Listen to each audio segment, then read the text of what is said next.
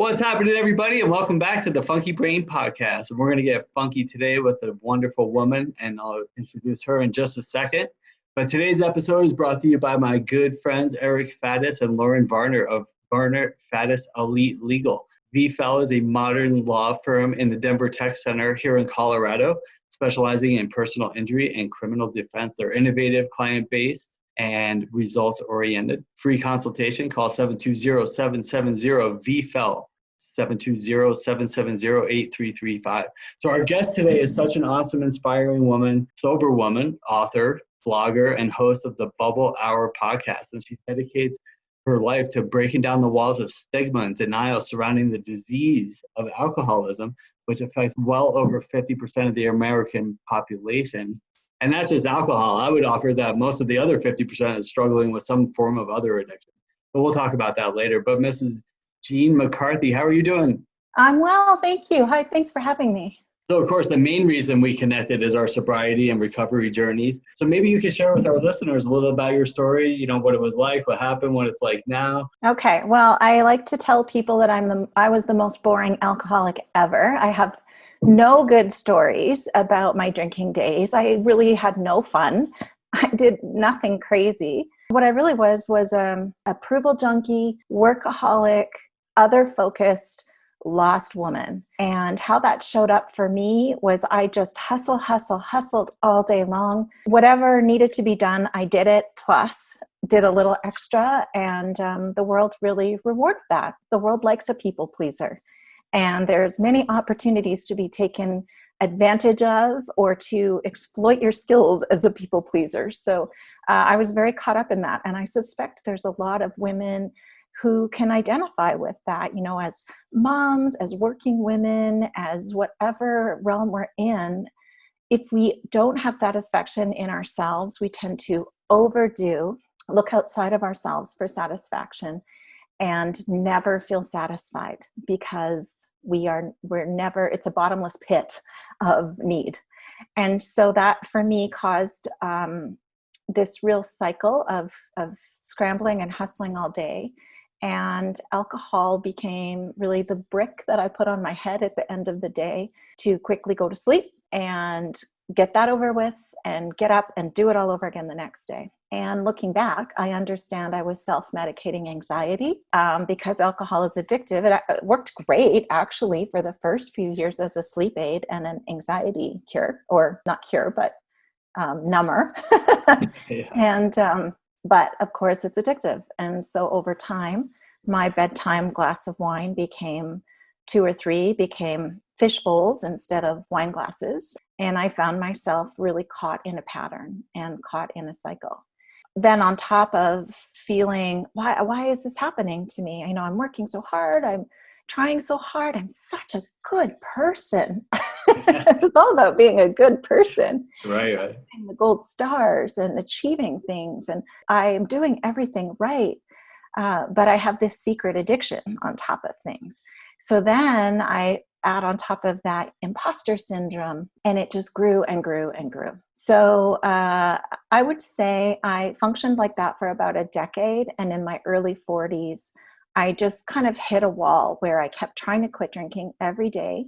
I would wake up and say, today is going to be the day that I quit drinking. And by noon, 1 o'clock, 2 o'clock, looking back now, what do I know? Of course, that's when withdrawal was starting to set in. But in my mind, it made perfect sense that, you know what, today can't be the day. Today can't be the day that I quit. I can't quit today. We have dinner guests tonight. Or, oh, I just accomplished something at work. Or it's a great day, I need a drink. It's a bad day, I need a drink. And so the cycle continued.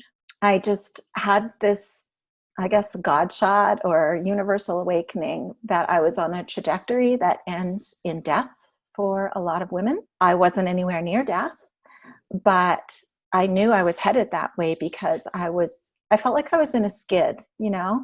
I kept waiting for rock bottom, Dennis, and it didn't seem to be near. I was still functioning, but I was getting worse and worse and worse. And I was trying to quit and getting worse. So I was imagining all these rock bottoms. You know, am I going to crash my car and get hauled off to jail? Is that what it's going to take for me to quit? Am I going to hurt somebody else? Is that what it's going to take? Is it going to deteriorate to where my family has to do an intervention? I mean, your listeners may have been to those places. They know those places. I've heard a friend since said, alcohol wants to kill you, but it'll settle for making you miserable. I didn't want the miserable. And it was an epiphany to realize I can just quit. I can just stop now. You don't have to smoke a pack of cigarettes a day before you quit. You can say half a pack is enough and just quit because it's killing you. You don't have to say, gosh, I've got to get up to 300 pounds before I can take charge of my health, right? So no, we don't have to hit a rock bottom either with alcoholism. For people that have had a rock bottom experience, I think it's harnessed and it can be helpful to help them push against that, like pushing against the side of a pool gives you momentum. And I think a lot of programs harness the power of a rock bottom as something to push against to help keep you sober. But I don't think it's essential. And that realizing that was an epiphany for me, that I could just quit. So I did the one thing that I had never done before. And that was, I told someone the truth. When I went for a hike with a friend and told her, I drink every day. I drink more than I want to. I drink myself to sleep every night. I can't quit. It's getting worse, not better. And I'm afraid. And I think I need to quit. You know what? It's been 9 years and I still feel it in my body. I have the lump in my throat as I tell you that, because it was such a profound experience to tell the truth. And I was very good at spinning the story that I felt that people wanted to hear from me, but to actually tell someone the truth in the light of day and risk rejection and risk judgment and criticism, that was uncomfortable. And thank God I chose the right kind of a person to tell too. I didn't tell that to an enabler. I chose someone who I knew would give it to me straight. And she said, yeah, you're right. That's serious. I can see why you need to get a hold of that. And that's what it took. And so that was thing one that I did. I told the truth. Thing two was that I sought out accountability. For me, that was writing a blog.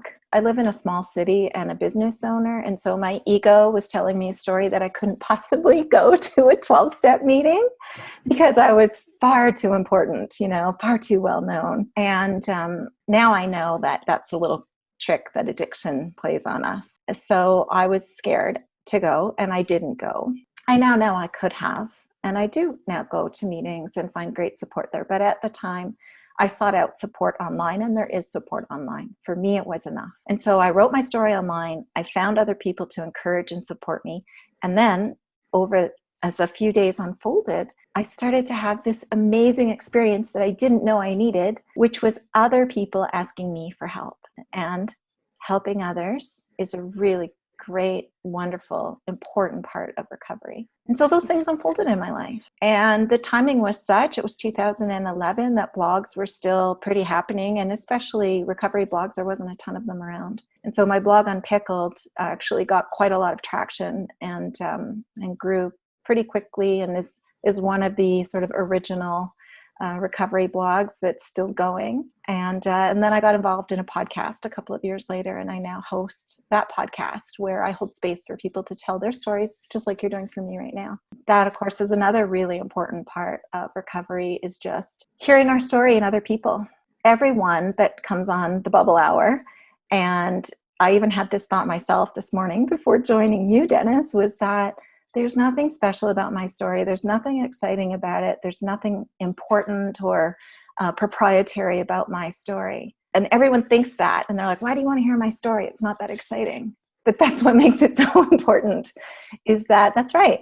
There's nothing that different about any of us. And when we hear ourselves in each other, it could be that someone listening doesn't have a problem with alcohol, but they might be hearing themselves in my story in terms of feeling lost in their own life. And maybe it's showing up in other ways, acting out, in relationships or with anger or with shopping or any of those other things. So just when we share our truth and when we stand in our truth, we help others and we help ourselves. And so that's what I do.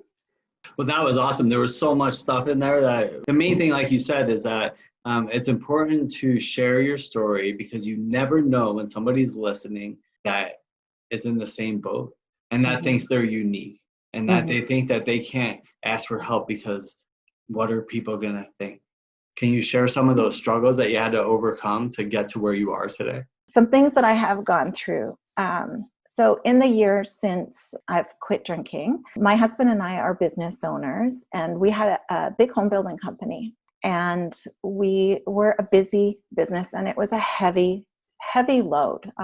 We would always have 12 or more houses under construction, many parcels of land that we would have to buy before we could build. I mean, the pressure, the employees, the sales, the show homes.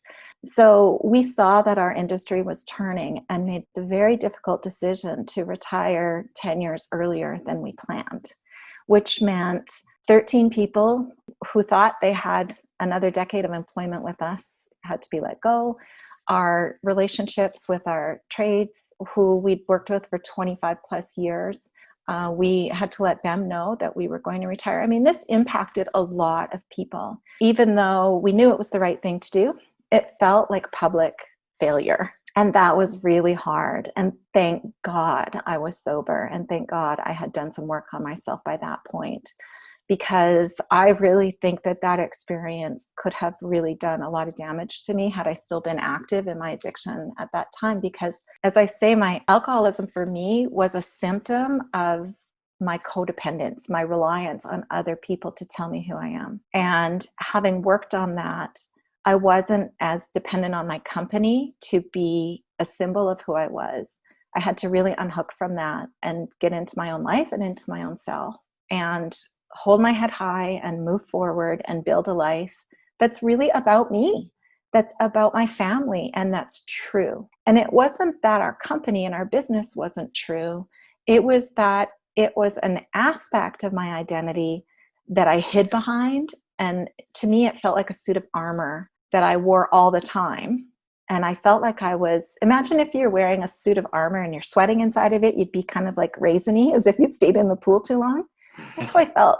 I felt like real me was like raisiny. What would the word be? Wrinkled and like icky inside of this suit of armor. And recovery has helped me take off the armor and expose who I really am and live authentically.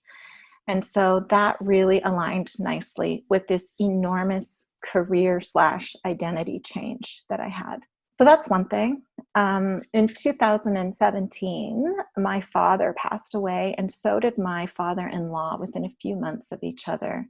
And they were in their 80s, and it wasn't unexpected. They both had chronic illness. I had some unfinished business with my father that we were never able to resolve. My recovery lent itself well to that as well. It was a hard time. It was a really painful time. I did cry myself to sleep every night for a long time, as we do when we lose someone that we love, or when we have something that's painful, it's unresolved, and now it will forever be unresolved. We have to live with that. That was painful, but I moved through it and moved on. And so I really think that for me, that happened a little more quickly than it did for some other people close to me who did use alcohol as kind of a numbing agent to numb their emotions through that. I think it might have taken them longer to get through that. So those are a couple hard things. The other thing is that, I don't know if this happens to you, every year on my anniversary of my sobriety, which for me is in March, I didn't know it at first. I thought it was real, but eventually I identified it as a pattern. Every year I have this little rebellion where I call it a wobble. Like I feel wobbly. I feel like, I don't know if I can keep doing this. And I think it's the flipping of the calendar where my brain wants to say, am I done yet? Am I done with this? Is this over yet? Can I be done being a sober person now? Can I just be like everybody else? And now when that happens, I know, oh yeah, look at that. My anniversary is coming up and my brain is doing that thing. And so I just have a little chat with myself and remind myself that, I don't think there's really anything to be gained by going back to drinking. Even if it was possible for me to drink without re-entering an addictive cycle, I don't think it would add anything to my life. And certainly I'm in my 50s. I'm in menopause. You probably don't want to talk about menopause, but so hormonally at this age, there's lots of changes going on. risks of breast cancer, esophageal cancer, I think colon cancer, all of these cancers are greatly reduced by being alcohol-free. I had my gallbladder out a few years ago, and the doctor said, oh, gee, by the way, you're not going to be able to drink alcohol. You shouldn't drink alcohol without a gallbladder. I'm like, hey, good news, not a problem. So there's all these wonderful benefits of not drinking. And so I can remind myself of that. I mean, we choose this life every day. I have really talked to a lot of people who have tried that experiment and it doesn't go well. Sometimes it happens shockingly quickly. Some people say the disease does push-ups, which is to say that you pick up where you left off. You know, you don't ramp up. I mean, I ramped up for decades, but you go back really quickly to where you left off. And other people do find they can coast for a while, but when something happens, like a career change or the death or illness of a loved one, whatever big thing, speed bump comes along, you know, there's your old buddy just waiting in the wings for you to lean a little too hard on the old crutch. So I'm pretty happy just staying this way. And I think my life is better, my health is better. What I love the most, Dennis, is that, you know, I mentioned earlier that I couldn't drive in the evenings because I was legally impaired by, you know, probably 8 p.m. every night. So I had some reason why I couldn't leave the house. I love the freedom that I have now, but also I really love that my family can count on me. And so, as I mentioned, my sons were in their late teens when I quit drinking, and my oldest son got married really young. He got married at 19. And he's still married 10 years later, so good on him. But I remember being at his wedding, and it was in the last few months of my drinking, and thinking, oh man, if these kids have a baby, no one should ever leave a baby with me. Like, grandma can't babysit. That bothered me enormously, and it was one of the big motivators for me to get sober. By the time my first grandchild was born, you know, I was a couple of years sober by then, and now there's 3 of those little rascals. And my kids know they can call me anytime, night or day. They never have to worry about what kind of shape I'm going to be in. I might be grumpy, I might be tired, but I'm not going to be impaired. And so the recovery is a transferable skill, and I think it spills over into my family. And to me, that's really the best part. I love the life that I live right now. I love the woman that I am. And I think all of that hustle and validation I was seeking earlier, it just quietly lives in me now. Tons of messages and everything that you're saying. But one of the greatest gifts really in sobriety is the ability to be present. Mm-hmm. For just present in general, present for your loved ones, present, accountable, you know, and capable to be accountable. You know, because I said the same thing back in my drinking days in my 20s. Mostly it was, I lived in the mountains. I'm an old ski guy. So I used to live for 10 years up there. And I knew I was messed up. So I wasn't around kids and families. I didn't even have credit cards because I knew I was messed up. I didn't want to mess things up. So I just kind of hid. I think that the best message of everything that's been going on with what you've been talking about right now, you know, when you get sober, when you stop drinking, when you stop using drugs or stop whatever it is that you're doing, it's not so much about not drinking or not doing drugs. It's about growing up. Mm-hmm. It's about learning how to look the world in the eye. It's learning how to feel and being okay with feeling. You know, when I was a kid, my grandmother told my mom, he worries like a little old man. Aww. You know, when I was 5 years old, I was already worrying like that. I already had these fears, insecurities. I was full of this fear of the world at 5. So when you get to 15, then I started drinking, and I was like, I could breathe. You know, that boot came off my chest. I was like, I didn't have to feel that way anymore. I didn't have to feel it all anymore. So what happened was then I did that for 15 years, and then you take, and this is why most people fail in their 30s and 40s and 50s in sobriety, is because, well, it's hard, right? But then what it is that you took away my coping skills. You took away my ability to handle death, divorce, heartache, financial problems, health, like all these things that the rest of the world deals with, but they just deal with it. I never learned how to. So I think the important thing, like everything you were talking about, was the growth, how you're able to walk through anything that happens in your life, because that's the real goal of sobriety of addiction recovery is to be able to look the world in the eye and grow up. Mm-hmm. And a lot of this is like basic skills. I just never got those skills. You know, there was this guy back in years ago, he used to say, when I used to go to AA a lot, he used to say, welcome to kindergarten. That's all this is. There's a bunch of skills. Like my sister, who's 3 years younger than me, she used to be like my real life sponsor mentor person. And she still is my best friend. In fact, all this stuff, heartache stuff I'm going through right now, I call her all the time and I'm like, you know, I feel sad today. And she goes, it's okay to be sad. Yeah, feel that. Yeah. And, you know, you called your addiction your coping skill, or you called alcohol your coping skill. It wasn't a coping skill. It was a pause button. Yeah. You weren't coping at all. You were hiding, numbing, masking. So the stuff was still there. And that is the problem. And I think it's a little bit of a labeling issue, really. I mean, it's amazing how much of our recovery comes down to language. Yeah. And when we do go to meetings, whether it's 12-step or any of the other programs that are out there, we learn some new language. And there's all of these annoying but wonderful cliches in 12-step recovery. You know, it's simple, but it's not easy, or, you know, all these things that you're like, oh, it's such a cliche, and it's so true. It is, and yeah. They're helpful. And because a lot of the problem is the language that we use in our self-dialogue that Yes. our addictive brain whispers in our ear constantly, telling us, you know, you're this, you're that, you're not this, you're not that. You feel this way, you need this, you deserve this.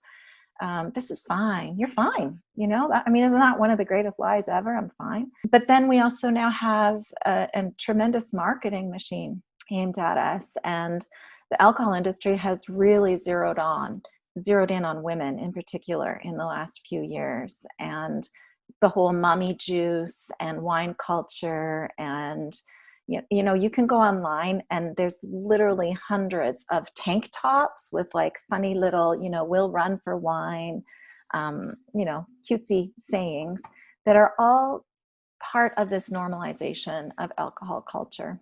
And the overall effect of that is messaging that you need this, it's fine, it's okay, it's normal, it's fun, it works. And really, you know, none of that's true. And none of it's necessary. It's not true. Yeah, you're right about that marketing machine. It really is. Like if you think about like the way that you can buy these things now, like a box of wine. Nobody needs a box of wine. Or like when I stopped drinking, they were coming out with the 30 packs of beer. Nobody needs a 30 pack. And we used to buy our own. Is it a wedding? I know. Are you serving 100 people? Why do you need that much? Right. Well, and you know, when I started buying wine by the box instead of by the bottle, that was a bit of a clunk moment for me. You know, like my alcohol patterns kind of went along and clunked. You know, I kind of hit another level because for me, buying by the box was partly about consuming more, but it was also about hiding it more easily. You know, that darn bottle was always in the door of the fridge and the whole family could open it up and if they cared to notice, see how much was in it. Mm-hmm. But with a box, they couldn't do that so easily. And especially when I had another one hidden in the laundry room, right? And I could hide it from myself too. So yeah, you're right. We're being enabled in so many ways, you know, and there's all these shields. I talked about armor, you know, those tank tops with the cutesy saying, that's another shield that you hide behind it. And I'll tell you, it's a great day when you take all that crap, the whatever the paraphernalia is in your house that's like, you know, I can't quit drinking because my sister gave me this cute t-shirt that we laugh every time I wear it. You know what? Throw that out. Or the special wine glass. Yes. With your name engraved on it. Yes. I can't quit drinking. What will I pour in my wine glass? You know, or right. It's my, you know, it's so-and-so's wedding is coming up and I want to toast them with champagne. You know, all of that stuff. That's all just stuff. Yeah, that's our subconscious mind. That our subconscious mind, which drives over 80% of what we do, says, you know what, I think that's okay if you do that, because that's what we're used to doing. Yeah. You know, it doesn't say, oh, you know, this might not be a good idea because you're not doing really well. Your subconscious mind wants to keep you where you are, right? Yeah. And so it's like really tricky to get in there and reprogram the subconscious mind. It takes a little work, and it takes effort and commitment and time to do that. And so it's like, to get back to that question I asked earlier, it's like, you don't just quit drinking and life just unfolds into this perfect thing. It takes time. Remember, it's 100 miles into the woods, it's 100 miles back out. But the good news is that the 100 miles, the trip on the way out, it doesn't have to take as long or be as painful as that trip on the way in. Yeah. But it could be a painful process, and you just kind of have to get through it sometime. Like I said, when I tell my sister I'm sad, she's like, it's okay to be sad. It's okay to not feel comfortable for a little while. It's okay to get a little angry and then figure it out and turn it around. It's okay to get a little fearful and then figure it out and turn it around. Switch to love or switch to faith or whatever it is. It's okay to feel. And it takes a while to get comfortable doing that. And you can get really comfortable doing that, and then somebody can die or a relationship is over. Like, I'm going through some really tough stuff right now. I thought I was doing really well. Like, I coach people and teach people how to manage their life and master their life and, get into a recovery and stay sober and manage their lives. And I wasn't managing mine as well as I thought I was. And here's a guy, I've been sober a long time, and I thought I had everything under control, and I was way off the mark. So it's like, it's just keep growing to new levels of awareness. Yeah. And we aren't experts at this. Like, no one's an expert. Even the best sponsor or the best therapist, we need other eyes on our work, on our internal work. As a writer, I know this. I need someone else to look at my work, or I need a program to help me spell check my work, because I can't see it anymore. And I have heard from so many people that are in the help industry, whether they're social workers or therapists or doctors, nurses, who are so ashamed of their struggles and their addiction because they feel like they're supposed to know better. Or, if anyone knew that I'm a therapist and I'm in recovery, how, they would laugh at me. And I tell them, it's okay. You know this. Yeah. Your brain is telling you it's not. Yeah. It's leveraging your doubt in order to keep you addicted. Well, and it also makes us qualified to help because we've been through it. Yeah, exactly. And we don't always need an expert to tell us exactly what to do. Sometimes we need someone who will just hold space for us to talk, because as we tell our story, we figure it out ourselves. When we're telling it to another person versus the little chatter in our head, it goes through some other part of our brain that helps us sort it all out. Yeah, that's a great way to put that. Yeah, because when because I coach people, and I'm not coaching from up here, right? Yeah. And that's important for them to realize that. And I tell them that too. It's like, I'm not telling you stuff.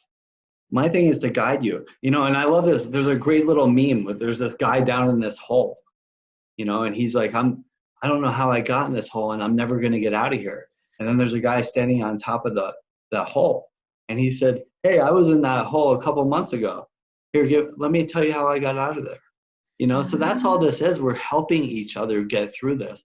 And, it doesn't mean I'm better than you. It just means that I've been through it, and I'm going to show you how I got through it. And maybe along the way, you can learn something that'll help you not have to struggle so much. And that's why we're having this talk today. It's just to be helpful. Like, you never know who you're going to reach. You never know when we can keep somebody from maybe committing suicide or homicide or just being depressed, and help them become more productive in their lives and happier and healthier. And so that's really why I do all this. I don't do all this for the money. I'll tell you that right now. No, I do it because I love reaching out to people and helping people, because I almost died hundreds and hundreds of times. In rehab, they were like, write down how many times you think you drove drunk. And I think it was like over 3,000 times. And I'm not saying like, oh, I had an extra beer at happy hour. I'm talking about like close one eye to stay on the road drunk, and I used to struggle with, why am I here? And you hear about some little kid walking across the street and gets wiped out. And I struggled with that for a long time. But then I realized that the reason I'm here is to help people. It's the reason all of us are here, is to be of service. in It any way helps keep us sober. You know, there's that. It helps keep us sober, and it helps keep us humble. Yes. And I think that we all are holding a mirror for one another. So I wrote most recently this poetry book called The Ember Ever There. And this is poems about change, grief, growth, recovery, and rediscovery. They're all my favorite poems, but one of my favorite poems in the book is called Chairs in a Circle. And it's about this special relationship that we have with other people in recovery. And it talks about coming to this sort of in-between place that we didn't know existed, where we just hold a mirror up for one another and we can tell our truth. I don't really care what you're like outside of that circle, you know?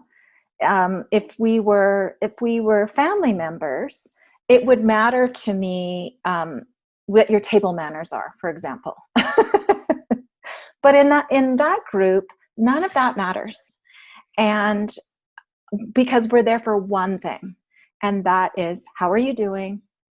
Are you sober? Do you need help? Do I need help? We're here for that one thing. And all of the other stuff that does matter in the outside world and needs to matter in the outside world, it's set aside. And for that period of time, we just gather for that purpose. And we can tell our truth because there's no need to hide. There's no image to protect. There's no business to promote. It's okay to show your flaws in that kind of a group or with that kind of a relationship.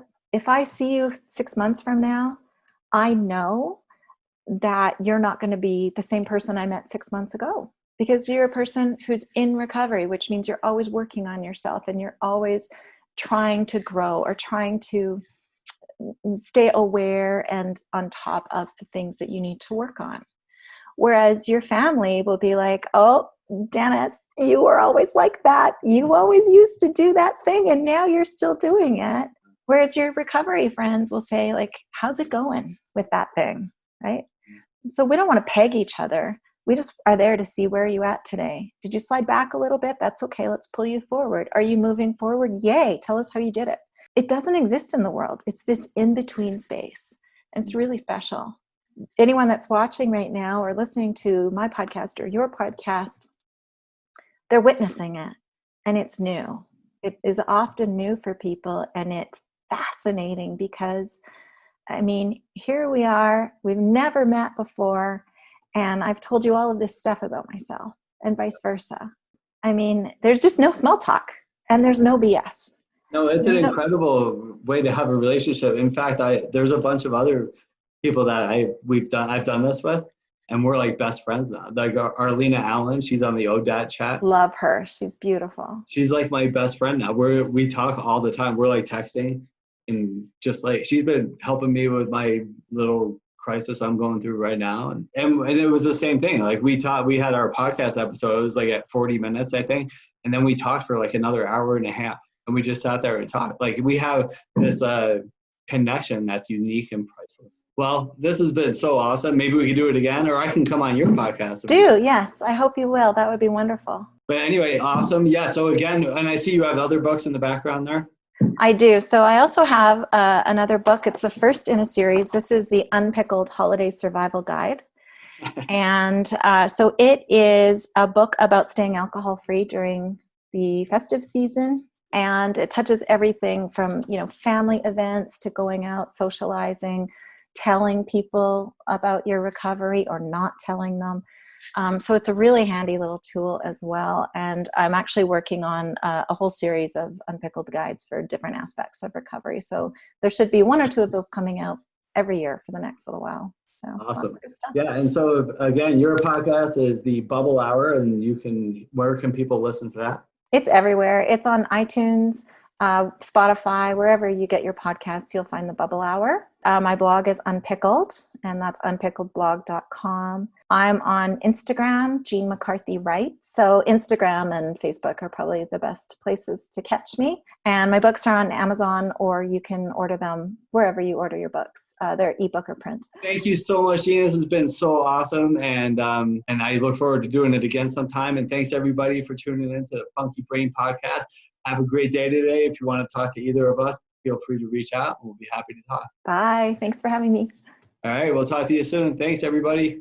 So you can't think your way into a new way of acting. You have to act your way into a new way of thinking and being. Hi, I'm Dennis Berry, best-selling author, speaker, and life coach for addiction recovery. So many people are stuck in their addiction, whether it's like drugs or alcohol or food or shopping or sex or money, and they think they could just stop or try to figure it out on their own, but they don't change anything in their lives.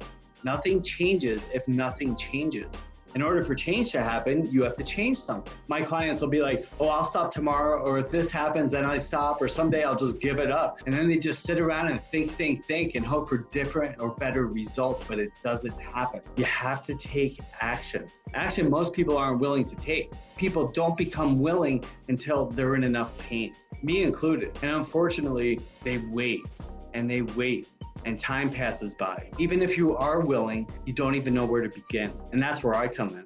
In my best-selling book, Funky Wisdom, A Practical Guide to Life, I talk about the how approach. How do I get sober? How do I stop doing drugs? How do I become healthier? How do I have more successful relationships? How do I become more financially successful? And the answer is how. Honesty, open-mindedness, and willingness. I have to honestly admit that there's a problem. I have to honestly admit that things aren't going well and there needs to be changes. And then once I do that, the door opens and I become open to seeing new ways of living. And then I become willing to make those changes. You can't solve a problem with the same mind that created it. That's why I'm here to help. And, you know, I've been working with clients for over 15 years and helping them get clean and sober and change their lives and achieve inner peace and success. If you or somebody you love is struggling and doesn't know where to begin and how to make those changes to get to where they need to be, give me a call. Not tomorrow or in a week from now when you're hungover and your life is falling apart. Call now. Start making that change today and you'll be glad that you did. I'm sending you love and good vibes. Have a great day today.